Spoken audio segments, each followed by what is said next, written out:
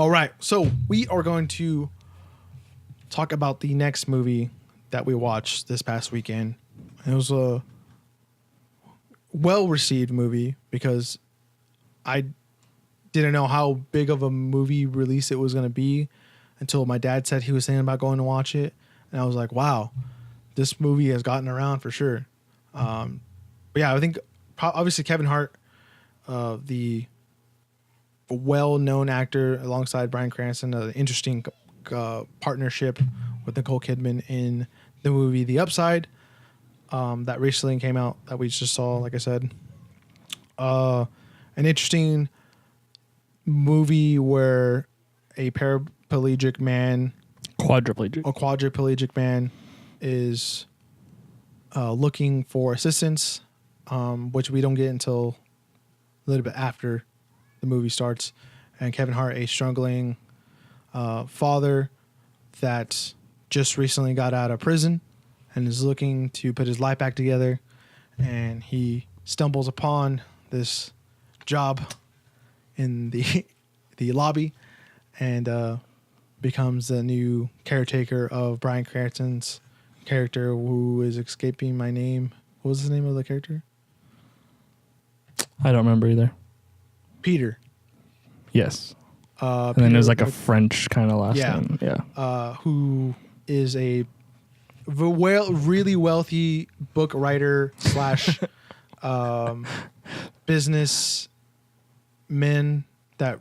Yeah, he's like a investor. Yeah, investor. He like invested in like startups and like made most of his money there. At least that's what he said. When he said like he was like very wealthy, it reminded me of the scene where it's like, could you buy they're driving up to Yankee Stadium. He's like, could you buy the Yankees? He's like, no. Could you buy the Mets? Yeah. No. It was the you said Mets or Nets? Mets. No, he said Nets. Oh really? I thought he said Mets. No, he's like Are you sure? Yeah, I'm pretty sure about that. He said the Nets. Are you sure? He's like, can you buy the Nets? Why would he transition to basketball instead of? I 100% thought he said Mets. But okay. No, he said Nets. I think he said Brooklyn Nets. I know he didn't say the Mets. I think the Mets are way more expensive than the Nets. Maybe. I would say. Don't know. But anyways, a very funny movie. At the end, like when we went out of this movie, spoiler, we started like, wow, this is like a really solid movie. It's better than it deserves to be. Yeah. Performance wise, I thought Kevin Hart did a great job.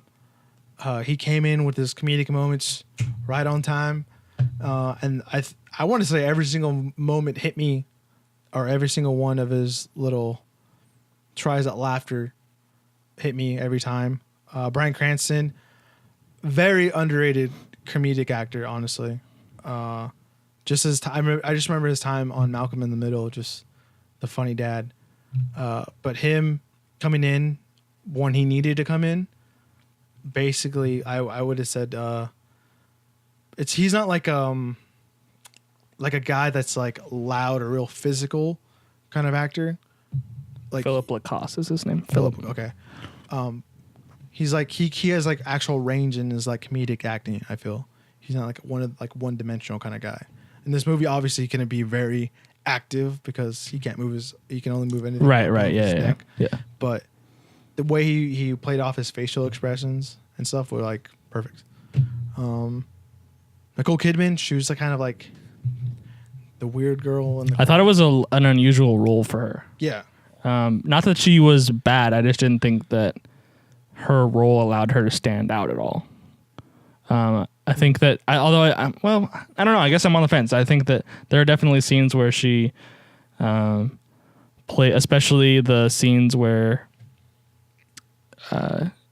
she's talking just. I think her best scenes were not with the three of them, but with just Kevin Hart.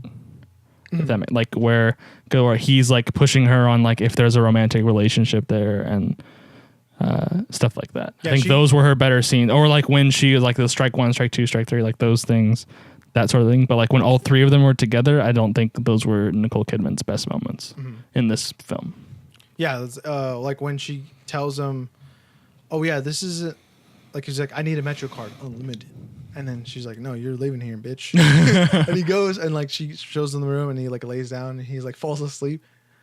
She tries to wake him up a couple times. That was hilarious. She like hits the Yeah.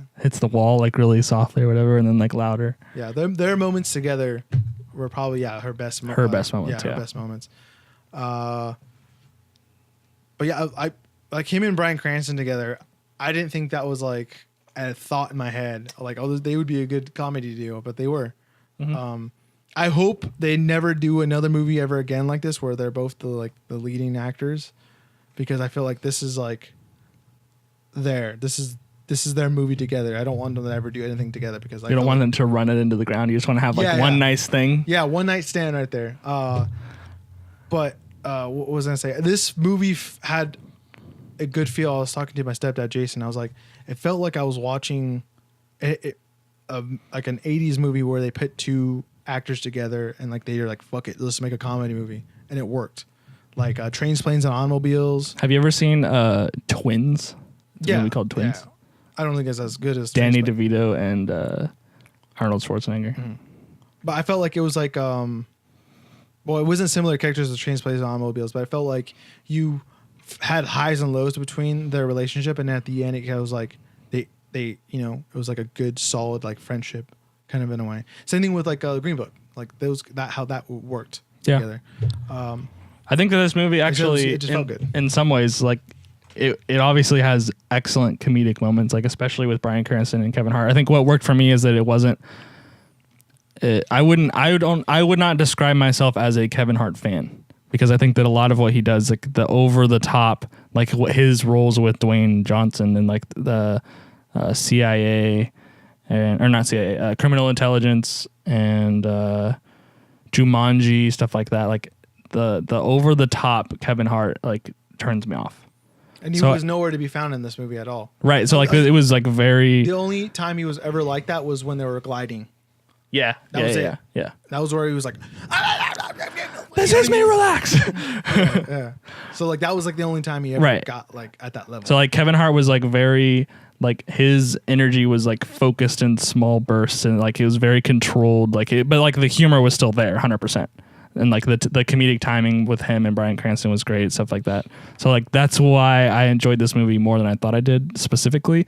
And then I think it also packed like a bigger emotional punch than I expected as well. Like just everything that's going on with Kevin Hart's family and like his son and his relationship and how it changes with his wife and kid. And then on Bryan Cranston's side, like there is a scene that sticks out to me about when he's explaining Kevin Hart's trying to figure out like why he hired him, and like early in the film he's explained to him the like DNR, do not resuscitate, and then it comes up, he asks him if like he hired him because it will be more likely that Bryan Cranston will die under his care than like an actual professional that knows what they're doing with that job. And like how I think that like not that got glossed over, but I feel like some people probably missed that, like how like big of a thing that was. That like he was at a point in his life, like obviously everything that happened with his wife and like losing that person, and like obviously his own condition, like being a quadriplegic and like everything that causes, like he was in a position where it was basically like he was basically committing suicide by like that was his mental state when he hired. Yeah. And to some extent at least, that was his mental state when he hired Kevin Hart to fill that role, is that like it was more likely that he was going to die under his care. So like and then like his just like transition, like getting him to go on the date, and then the fallout from that, and then like the time, especially another thing that was like really powerful was like the time jump between like when he left and like he came back and like the state that Bryan Cranston was in, and then like getting him to go paragliding and bringing Nicole Kidman back and like all this. Yeah, my three standout scenes were one of my favorite scenes of the movie is when they're changing the catheter. Like you saw it in the trailer, but you didn't like really see it in the trailer. That was like everyone in the theater was laughing at that. We were in a packed theater for this movie. Surprisingly, like I didn't think it was gonna be like that many especially people. when we got our tickets on AMC, we were like number 7 and number 8 or whatever that like got tickets, and it was almost a full theater except for like the seats in the front. Yeah, but like that scene was hilarious, just how he was explaining it and how he got it in. And then the second time they had to do it again, that was even funnier. Those two scenes were great. The other two scenes were when they're in the opera and he's just like, Oh yeah, Kevin yeah. Hart's just burning everyone. He's just burning everyone, and like everyone's telling him to shut up. And it was like, I'm not saying it's like the stereotype where like the black guys in the theater, but like I was like, are they trying to make it out to be like that? But like in an opera theater, I was like, what the fuck is going on? Like I'm not sure what's going on. But that scene was hilarious because then it was a good transition though, to where like at the end they could have just like, you know, because he was roasting one of the tree guy, and then the opera singer girl was like singing, but like he could have roasted her, but they changed it to where he was like, wow, like Yeah. she has a, like he was like so amazed and like he got into it, and like you saw Bryan Cranston see him get into it, so it was kind of like a good transition to not have to be like a punchline, which I liked.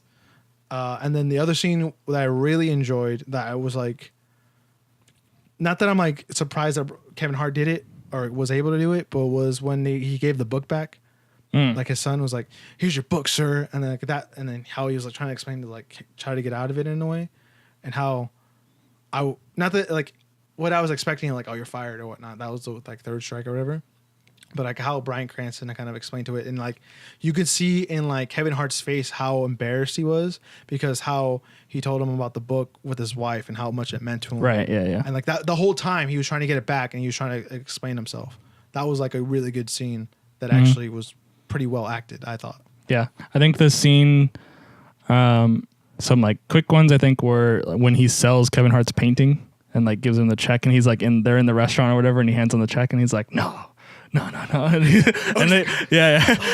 And well, like he wasn't even like the, you know what I mean, the Kevin Hart where like he's like, oh, like he was just getting, but like he had a ceiling and like it was like a perfect ceiling. Right. Yep. Exactly. I really liked the scene when they both he's walking him through Central Park and they like get the joint. And he's like, "Oh, this stuff normally doesn't affect me." And then it cuts to the scene they're pushing him. He's like just gone. And he's like, "Oh no, we're just gonna get you." Yeah. And then they go into the hot dog shop, and he's like, "What do you want?" He's like, 14 hot dogs. And then the homeless lady comes ask for change. For change, Yeah. She's like, "You want a hot dog?" You want a hot dog? And she's like, yeah. And she's like, give me 14 hot dogs and then give her a hot dog. Yeah, plus one hot dog.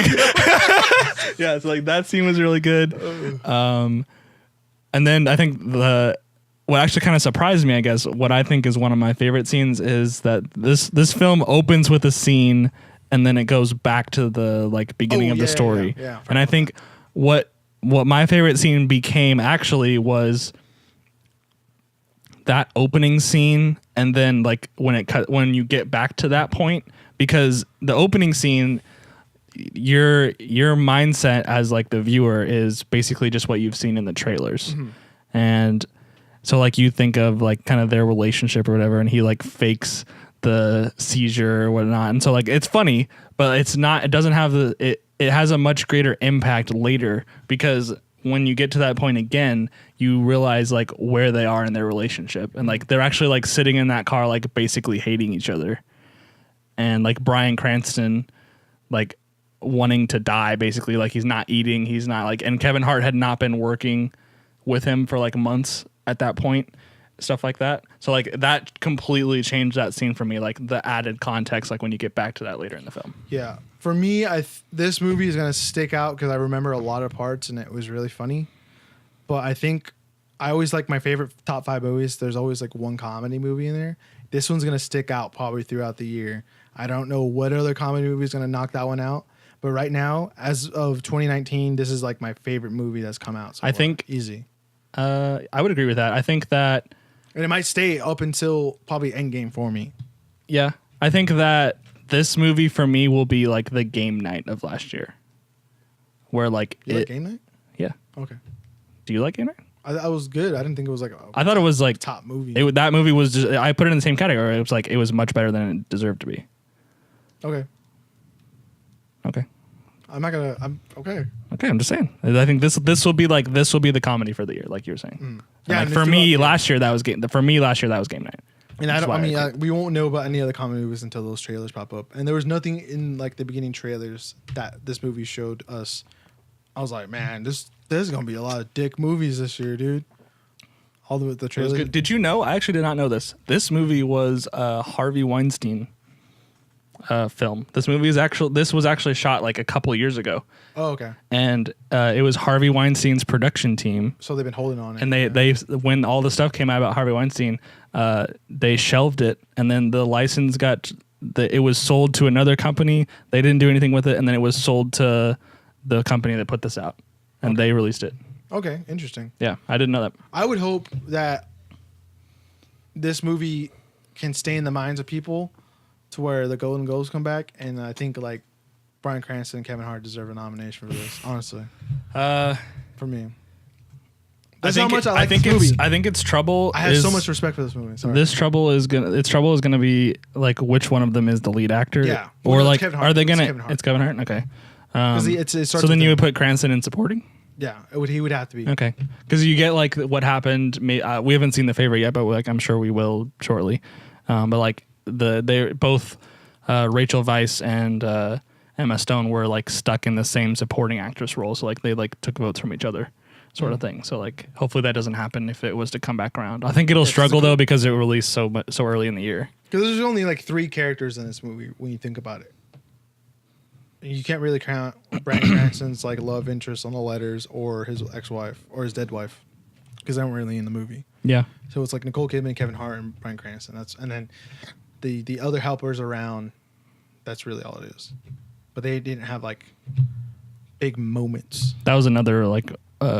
Really good scene was like their first Kevin date. Hart's ex-girlfriend or wife, baby mama, and his son. Yeah, sorry, for cutting you off. Yeah, I was just saying like that when he goes to dinner with Emily, like that one-off date that they have or whatever, like that was a really good scene too. Like how that whole thing transitions. Yeah. All right, that is it.